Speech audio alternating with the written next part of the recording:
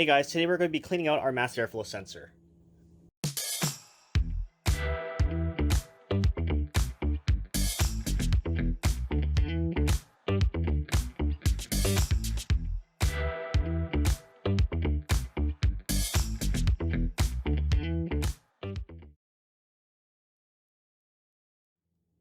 Now we've been doing a bunch of work on our car today, so we're going to do a little bit of an overview how to easily and quickly clean out your mass airflow sensor. So it's possible that you have some sort of check engine light, you have poor fuel economy, maybe you have some hesitation. It might be that it's a little bit dirty.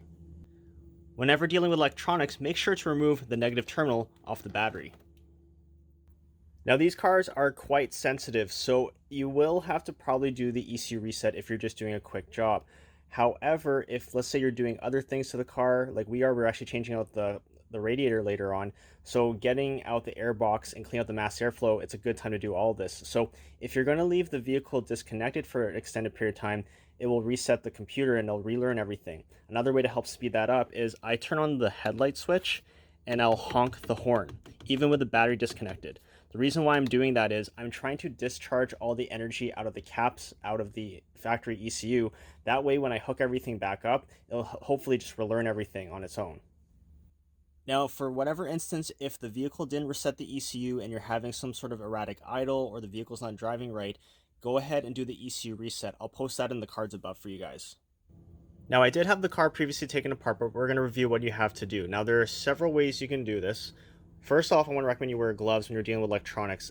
It's very unlikely that static electricity is going to hit this device because it's in its casing, but for whatever reason, somehow you're able to touch and hear static electricity, not good, and you want to keep your hands clean.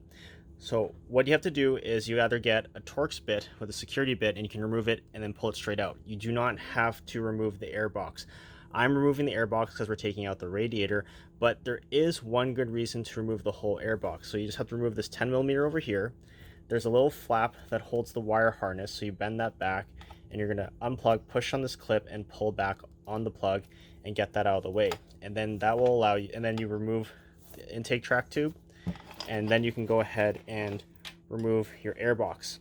So the reason why you might want to go in here is you can just do an inspection. These cars are getting a little bit older. Check out the steel in there. Is it corroded? Do you have to put some rust inhibitor down? Do you have to grind off any rust? Is there anything in here, like is any of the wiring chafed for some reason? Something might have been serviced in here. It's a great time to do a quick inspection of everything. For those of you that are still running the factory air box, and when you're trying to get this wire out, don't just pull on it. You can wreck these clips down here. So what I do is I just grab some pliers and I'll squeeze on them. That way when you squeeze on it, they'll compress together and it will easily come out of this. Too often have I seen people will just yank this out and then it never really goes back in the same place. It probably won't hurt anything, but the less wiring can move in a vehicle, the less it has the ability to chafe. So if you can preserve this, if not, you can buy these like online. It's pretty much just a fancy zap strap with a clip. So if you did break it, just order a new one later on, click it in, zap strap it, and you're good to go. Let's say you don't own these security bits. Well, you're going to have to remove this off the factory air box. If you're really unfamiliar with the car and this is kind of like your first time around it, what you can do is just take some masking tape and put one end on over here, another end over here. This is pretty straightforward. It's hard to get the orientation wrong, but it'll help you during reassembly if you need a reminder. Or another thing you do is just take your phone and take a picture.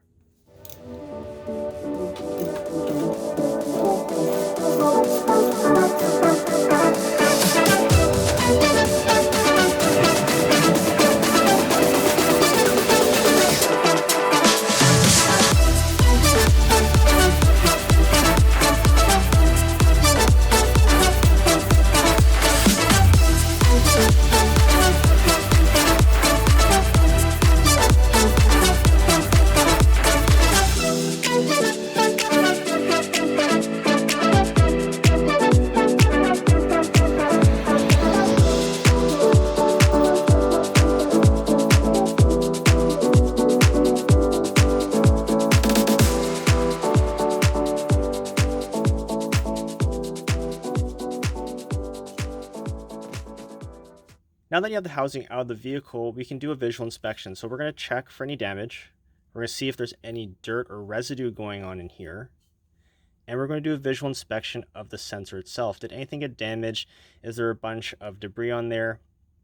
You know, it might be so far gone for whatever reason, you're better off maybe replacing the sensor. This one's in really great condition, looks new, so we're just going to go ahead and clean it. Performing the job is pretty simple, and this is what we're going to be using, CRC Sensor Clean, and it specifically says it's for a mass airflow sensor. Okay, the first thing I do is we're going to shake the can. Now, directions say they want you to do 10 to 15 squirts. And I guess they want you to do that so you're not overfilling it or you're not going to dislodge it. Typically when cleaning out connectors, I'll do a steady stream. Might come back the other way here.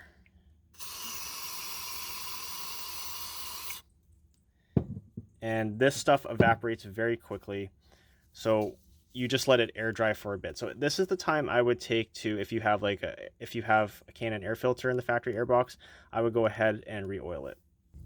Now, for those of you that are removing the intake track tube, now's a good time to clean the throttle body. So again, we're using the same brand, but this is for the throttle body formula. Do not spray this in the mass airflow, it's completely different. So we can just go ahead and spray it in here quickly to break down any carbon. If you are trying to clean this out really well, properly on both sides, because it's electronic, I would unbolt it, unplug it, unbolt it, and spray the other side. Don't touch the butterfly at all. If you have an older vehicle that has a cable system, that's fine. You can open it up, you can spray inside there, you can wipe around it. But these newer ones, they are very sensitive. It's just better not to touch it. Something else that might be tempting to do is if you have electrical contact cleaner and to clean out your mass airflow. So because you're looking at like, okay, this kind of makes sense. Cleans electrical contacts, connectors, and switches. It dries fast and leaves no residue. That's a big thing. Okay. And it says safe for most plastics. It sounds like it's the same formula. But if you look down here, it says do not use on circuit boards or home electronic equipment. So I'm going to say just use the mass airflow cleaner that's specific for the job. While we're waiting for the sensor to dry, we might as well go ahead and service our air filter. The first thing I'm going to do is I'm going to look in the air box, inspect for damage anywhere. Is it cracked? Is there a bunch of debris in there? Did something come up in there? This one looks good. And now there's a couple things we can do. We can replace it, or we can clean it. Let's say you have a paper filter, you just want to do a quick replacement. This one's actually pretty clean. Now the trick that I do is, because a lot of people are like, oh, you're cleaning your mass airflow because those K&Ns oil them up all the time and they wreck them. Well, K&Ns, or they get too dusty. K&Ns were actually originally developed for dirt track racing. I believe it was because it was so dusty in the environment they were doing in off-road racing. The traditional paper filters kept getting clogged up so much. So I don't really believe that comment when I hear they clog up too fast, because that's what they were originally intended for. Now, yes, over oiling can be an issue, and you have to really oil the crap out of these in order to over oil it. So what I do to avoid over oiling, if you need to get on the road right away, is I save the paper filter. And we have a video on this. So I save this guy, and I'll actually put it back into the car if I'm cleaning this. So I've cleaned it and I've re-oiled it, and this will go back in the car for about 2 days. What that allows this to do is, if I've re-oiled this, I'm allowing gravity to help me out, pull out any excess out of it, and then take a light paper towel, get rid of everything off you have a bunch of excess oil, get it all off, and now the pleats are just the ones that are oiled. That way you avoid over oiling and getting that stuff all over your mass airflow. So before reinstallation, we want to really make sure that there's no debris on here. I'm on the side after the air filter. We really don't want anything from in here to go into the engine. It could hit the sensor, go in the engine. It's just such a simple thing. Just make sure it's clean. I'm also going to clean off the mating surface here, just in case some debris got loose and got in between, or maybe I had it resting on something and there's a little bit of dirt. That way I know everything's clean when I put it back together. Before I put everything back together, there's one final step that I do that's very optional but has worked really well for me, and that's using dielectric grease. So what I'll do is I'll put a thin layer in here. This stuff is safe for plastic, so don't worry, it's not petroleum. It's not going to break this stuff down over time and make this really brittle.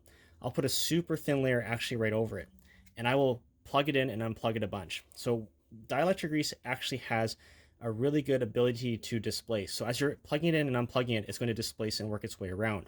And that's going to create a nice membrane to make sure that the metal contacts are preserved and stay the same way. And a lot of people say like, oh, that's an insulator and it's going to make the connection worse and it won't be able to read the car properly.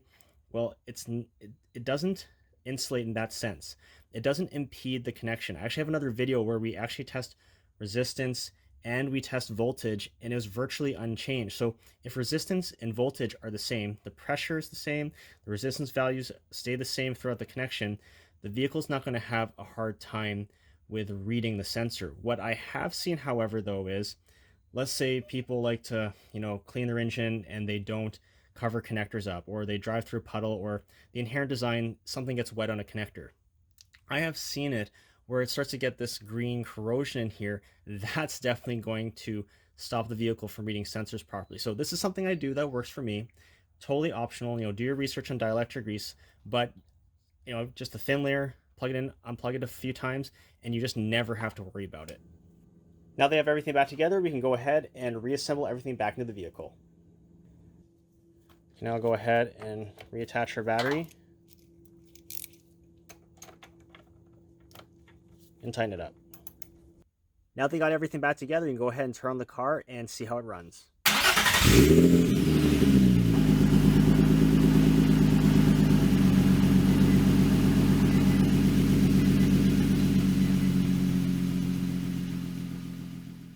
Well guys, I hope this video helps you out.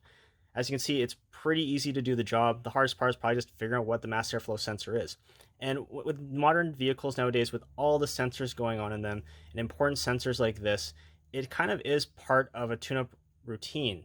So if you're having a car that's, it's hesitating, it's idling rough, it has an engine code, it's just not right, and you've changed the plugs, or you've changed coil packs, and rightfully so, you maybe already had to, but we still have to look at the sensors and make sure that they're clean and in good condition.